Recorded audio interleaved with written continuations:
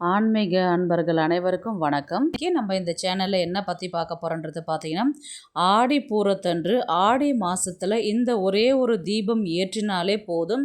அந்த தீபத்தில் இந்த 3 பொருட்களை சேர்த்து ஏற்றி பாருங்கள். 7 தலைமுறைக்கும் செல்வம் சேரும், உணவுக்கு பஞ்சம் இருக்காது, சகல ஐஸ்வர்யங்களும் சேர்ந்து கொண்டே இருக்கும் உங்களுடைய இல்லத்தில். அந்த விளக்கு எப்படி ஏற்றணுன்றதை பார்க்கலாம். வாங்க வீடியோக்குள்ளே போகலாம். இந்த தீபத்தை ஆடி மாதத்தில் ஆடி பூரத்தன்று இல்லை ஏதாவது ஒரு வெள்ளிக்கிழமையில் நீங்கள் தீபம் ஏற்றினாலே 7 தலைமுறைக்கும் வற்றாத செல்வம் சேர்ந்துக்கிட்டே இருக்கும். செல்வம் சேர தொடங்கும் பொழுது உங்களுக்கு பொருளாதார வீழ்ச்சின்றதே கிடையவே கிடையாது. அந்த அளவுக்கு சகல சம்பத்துகளும் கிடைச்சிக்கிட்டே இருக்கும் உங்களுடைய இல்லத்தில். ஆடி பூரம் பார்த்தீங்கன்னா ஆகஸ்ட் மாதம் 14ஆம் தேதி வெள்ளிக்கிழமை அன்று வருகின்றது. வெள்ளிக்கிழமை என்று சொன்னாலே அம்மன் வழிபாட்டிற்கும் மகாலட்சுமி வழிபாட்டிற்கும் மிகவும் உகந்த நாளாக அமைகின்றது. இந்த வெள்ளிக்கிழமையில நம்ம மகாலட்சுமியை வணங்குவதால் நமக்கு எல்லாவித நற்பலன்களும் கிடைக்கும். ஆடி மாதம் என்றாலே பல சிறப்புகள் உண்டு. ஆடி பூரம், ஆடி பெருக்கு, ஆடி அமாவாசை, கருட பஞ்சமி, நாக பஞ்சமி, எப்படி நிறைய விசேஷங்கள் ஆடி மாதத்தில் வந்துக்கொண்டே இருக்கும். ஒரு திருவிழா கோலாகலமாக தான் நம்ம ஆடி மாதத்தை கொண்டாடுவோம். ஆடி பூரன்னு சொன்னாலே நமக்கு அம்மன் வழிபாடு தான் இல்லைங்களா? அந்த அம்மன் வழிபாட்டு கூட நம்ம மகாலட்சுமியும் சுக்கிர பகவானையும் இணைந்து ஒரு சேர நினைத்து நம்ம வீட்டில் தீபம் ஏற்றினாலே அனைத்து விதமான செல்வங்கள் கிடைக்கும். ஆனால் நம்ம இந்த தீபத்தை ஏற்றினாலே நமக்கு ஆண்டு முழுவதும் உணவுக்கு பஞ்சம் இருக்காது, செல்வத்திற்கு பஞ்சம் இருக்காது. அந்த அளவுக்கு செல்வம்ன்றது சேர்ந்து கொண்டே இருக்கும். உணவு பற்றாக்குறை என்பது நம்ம வீட்டில் இருக்கவே இருக்காது. அந்த அளவுக்கு ஒரு சக்தி வாய்ந்த வழிபாடு தான் இந்த தீபம் ஏற்றுறது. நம்ம இந்த தீபம் எப்போ ஏற்றணுன்றது பார்த்தீங்கன்னா ஆடி பூரத்தன்று வெள்ளிக்கிழமை இல்லைங்களா, இரவு 8 to 9 தான் இந்த தீபம் ஏற்ற வேண்டும். அந்த 8 to 9ன்றது பார்த்தீங்கன்னா சுக்கிர ஓரை.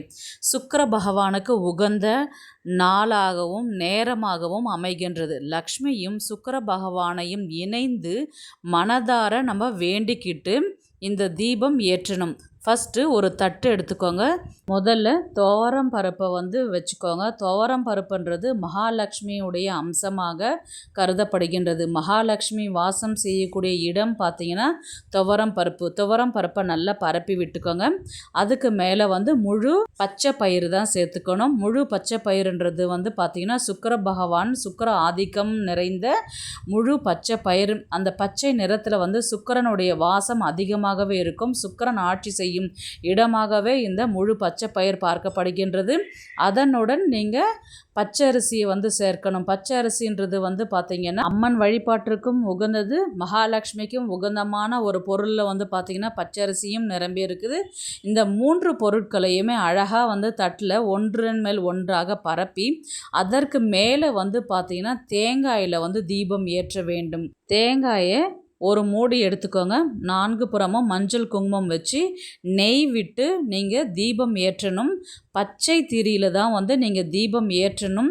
இந்த மாதிரி நீங்கள் ஏற்றினாலே தானிய லக்ஷ்மியும் தனலக்ஷ்மியும் நிரந்தரமாக உங்கள் வீட்டில் வாசம் செய்யக்கூடிய நாளாக அமைகின்றது. மறக்காமல் இந்த தீபத்தை ஒன்று ஏற்றினாலே போதும். இந்த ஆடி பூரம்ன்றது பார்த்தீங்கன்னா வளர்ப்பிறையில் வருது. நம்ம இந்த வளர்ப்பிறையில் இந்த தீபத்தை ஏற்றினாலே அவ்வளவு நல்லது. இந்த 3 பொருட்களை சேர நம்ம தீபம் ஏற்றி வழிபட்டாலே பஞ்சபூத சக்திகளை உடையது. இது எல்லாமே சேர்ந்தது தான். அதில் நம்ம நெய் விட்டு தீபம் ஏற்றி வீட்டில் வழிபாடு செய்யும் பொழுது நேர்மறை சக்திகள் ரொம்பவே அதிகமாகவே இருக்கும். 8 to 9 சுக்கிரன் ஆட்சி செய்யும் நேரம். அந்த நேரத்தில் நம்ம தீபம் ஏற்றினாலே வீட்டில் முழுவதும் நேர்மறை சக்திகள் வீட்டில் நிரம்பி இருக்கும். இந்த தீபத்தை ஆடி மாதம் முடிவதற்குள் ஏற்றுங்க, அல்லது கண்டிப்பாக இந்த தீபத்தை ஆடி பூரத்தன்று வெள்ளிக்கிழமையில் ஏற்றுங்க. உங்கள் வாழ்க்கையில் எல்லா வளமும் நலங்களும் பெருகட்டும். இந்த வீடியோ உங்களுக்கு பிடிச்சிருக்குன்னு நான் நினைக்கிறேன். இது போன்ற ஆன்மீக தகவல்களுக்கு நம்முடைய ஆன்மீக குறிப்புகள் சேனலை சப்ஸ்கிரைப் பண்ணிக்கோங்க. நெக்ஸ்ட் ஒரு நல்ல பதிவில் சந்திக்கலாம்.